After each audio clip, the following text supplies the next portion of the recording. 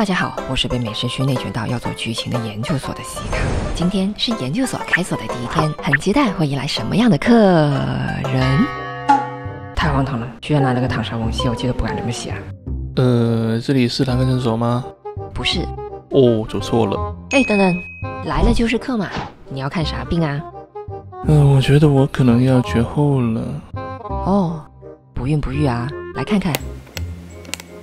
年纪大，要求高，加班多，最致命的是赚钱少。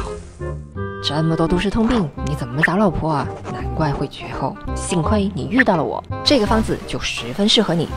先把高筋面粉、中筋面粉、糯米粉充分混合均匀，然后过筛，水、盐、糖、猪油倒入锅里，用小火煮开，然后将混合好的粉倒进锅内，全程小火不断搅拌按压。话说唐绍公早在明朝末年就有了，算起来都有400岁了。年事已高，成本高，利润少，失传也就不出奇了。粉团煮至透明的时候，就可以分次加入鸡蛋，每次都要充分搅拌均匀。其实啊，你也不用太担心。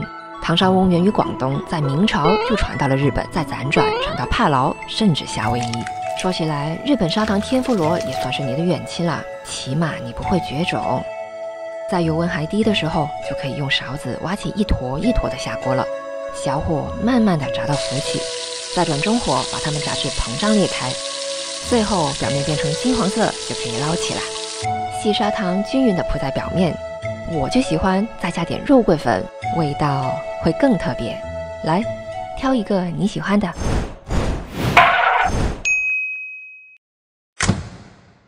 阿珍爱上了阿强，阿强，在一个有星星的我等你等到头发都白了哦。飞机，我今天就要带走你这个傻子。流星夜，终于，阿强和阿珍有情翁终成眷属，在各大十字里开枝散叶，避免了失传的危机，顺利的走完了一生，并完成了他作为食物的使命。